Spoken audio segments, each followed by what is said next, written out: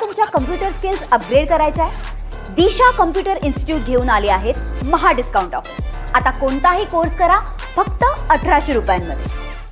यांचं नाव कार्यकारिणीत नव्हतं, त्या पार्श्वभूमीवर त्यांनी शरद पवारांची काल भेट घेतली. ते सांगतात की तब्येतीसाठी भेट घेतली, परंतु चर्चा वेगळ्या आहेत. मला वाटतं की शरद पवार साहेबांच्या आणि तटकरेंच्या भेटीबद्दल राजकीय वावड्या उठवणे चुकीचं आहे.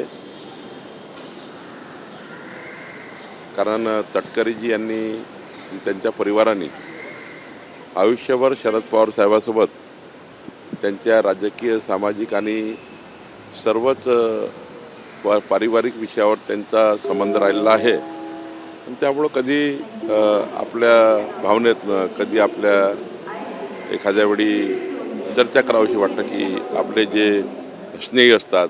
मी साहेबाकडे जाऊन आलो, याचा अर्थ काही राजकीय विषय नसतात. मला वाटतं त्याच्यात काही राजकीय संदर्भ घेण्याची गरज नाही. नाशिकचा जो कॉर्पोरेट जिहादचा प्रकरण होतं त्याच्यामध्ये निदा खान एक आरोपी आहे आणि तिला आश्रय देणारा जो MIMचा नगरसेवक होता त्याच्या अनधिकृत बांधकामाचा पाडकाम पहाटेपासून सुरू करण्यात आलेलं आहे. निदा खानसारख्या अत्यंत गंभीर आरोपाखाली असलेल्या आरोपीला अशा प्रकारचा आश्रय देणे हा खेदजनक आहे. म्हणून पोलिसांनी कारवाई केली असेल. खरं तर पोलिसच ठरवतात की असे आरोपी आणि त्याला शह देणारे सहआरोपी यांच्याबद्दल काय निर्णय घ्यायचा. आणि त्यामुळे मला वाटतं तो निर्णय घेतला असेल. MIM पक्षाने पण निर्णय काहीतरी घ्यायला पाहिजे अशा लोकांना पक्षात ठेवून. सर्वच पक्षांनी ही संस्कृती, संस्कार पाळले पाहिजे की इतका गंभीर प्रकरण आहे, समाजाला कलंक असलेलं प्रकरण आहे. अशा प्रकरणात आरोपीला त्या ठिकाणी आरोपीला त्या ठिकाणी मदत करणे हे काही योग्य नाही आहे. परभणीमध्ये वाळू माफी यांनी एका सरपंचाला चिरडण्याचा प्रयत्न केला. नाही, मी वारंवार सांगतो आहे, आम्ही अशा आरोपींना सोडणार नाही. मागच्या वेळी जेव्हा बुलढाण्याला ही परिस्थिती केली होती, आमच्या एका तहसीलदारच्या अंगावर त्या ठिकाणी जीवघेणा हल्ला केला, तेव्हा त्याला तात्काळ आम्ही अटक करून त्याला हद्दपार, तडीपारीच्या कारवाई आम्ही केल्या. याही प्रकरणामध्ये मी गंभीर दखल घेईल. त्या ठिकाणी तातडीनं त्या आरोपीला त्याच्या ज्या काही त्या ठिकाणी पूर्वीच्या जे काही त्याच्या गुन्हे दाखल असतील त्या आधारावर, आणि आतासुद्धा त्यांनी जो गुन्हा केला तर फार मोठा गुन्हा आहे, त्यामुळे त्याला आम्ही सोडणार नाही. आम्ही आरोपीला कडक शिक्षा देऊ. आपण राज्याचे प्रमुख OBC नेते, राज्यातील अनेक OBC जातींचे केंद्राकडे छोटे छोटे प्रश्न प्रलंबित आहे आणि राज्य सरकार, केंद्रीय OBC आयोग यांचे रिकमेंडेशन नंतर सुद्धा ते प्रश्न सुटत नाही. मी स्वतः या ठिकाणी लक्ष घालणार आहे.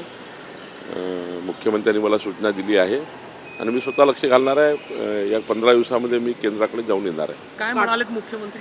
मुख्यमंत्री सांगितलं की OBCच्या ज्या 18 पगड जाती, 12 बलुतेदार वर्ग आहे, यांचा जे काही केंद्रात प्रश्न शिल्लक आहे त्यामध्ये अतुल सावे, मी दोघांनी त्या ठिकाणी लक्ष घातलं पाहिजे. तसंही OBC राज्याची OBC सबकमिटीचा जो कॅबिनेट सबकमिटीचा चेअरमन मी आहे, माझी जबाबदारी मी लक्ष घालणार आहे. काटकसर सुरू केलेली आहे काही मंत्र्यांनी, तुम्ही सुद्धा सुरू केलेली आहे. कशा प्रकारची काटकसर एकूणच पंतप्रधानांच्या आव्हानानंतर सुरू केली आहे तुम्ही? नाही, तर जसं कुठल्याही कलेक्टरला किंवा प्रशासनाला फार बैठकाला न बोलवणे, ऑनलाईनही संवाद होऊ शकतो आणि त्यामुळं तशा बैठकी घेण्याची सुरुवात आम्ही केलेली आहे. यापूर्वी सुरुवात अशी केली आहे, पण पुन्हा एकदा याच्यामध्ये अजून कडक निर्बंध आम्ही आणू. त्यानंतर मॅक्झिमम हा जो आमच्याकडे शेवटी माझ्याकडे तर 1-2च गाडी आहे, तेही सिक्युरिटी मी सांगितलं आहे वारंवार की कमी करता येईल. पण निश्चितपणे आम्ही हा विचार करू की माननीय पंतप्रधान नरेंद्र मोदीजींनी दिलेला जो एक स्वदेशीचा आणि वर्षभराच्या टाच टंचाईचा जो एक आपल्या सर्वांना आव्हान केलेलं आहे, त्या आव्हानाला भारत देशाच्या प्रत्येक नागरिकांनी, सर्वांनीच माझ्यासहित याला पाठबळ दिलं पाहिजे. नीटची परीक्षा रद्द झाली, महाराष्ट्रातल्या विद्यार्थ्यांची नाराजी आहे, केंद्राकडे काय पाठपुरावा केली? नाही, ठीक आहे. त्याच्याबद्दल उच्च शिक्षण मंत्री आहे, आमच्या सरकारमधले चीफ सेक्रेटरी आहे, त्यांच्याशी आज बोलता येईल. उच्च शिक्षण मंत्री चंद्रकांत दादांनाही त्या ठिकाणी दखल घेतीलच. परदेशातले अभ्यास दौरे सुद्धा कुठेतरी थांबवले जाणार आहे, म्हणजे आमदारांच्या असो किंवा वेगवेगळ्या कारणांचे असो ते थांबवले जाणार आहे. तेच सांगितलं की पंतप्रधान मोदीजींनी देशाच्या मजबूतीकरता आणि अनेक वेळा झाला आहे. इंदिरा गांधीजी यांनी कितीतरी वेळा गोल्ड घेऊ नका असे आवाहन केलेले आहे.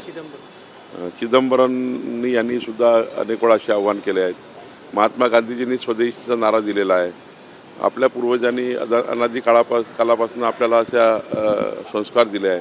त्यामुळे आपल्या देशाच्या मजबूतीकरता काही काळ जर थोडा काटकसर करावी लागली तरी काय फरक पडणार आहे. आणि त्यामुळे आधीच सांगितलं मी, पर्याय खूप आहेत.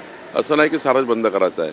आपला स्वदेशी वापरून आपलं जीवन जगू शकतो याचा विचार आपण केला पाहिजे. मला तुमच्या कम्प्युटर स्किल्स अपग्रेड करायच्या आहे? दिशा कम्प्युटर इन्स्टिट्यूट घेऊन आले आहेत महा डिस्काउंट ऑफर. आता कोणताही कोर्स करा फक्त 1800 रुपयांमध्ये.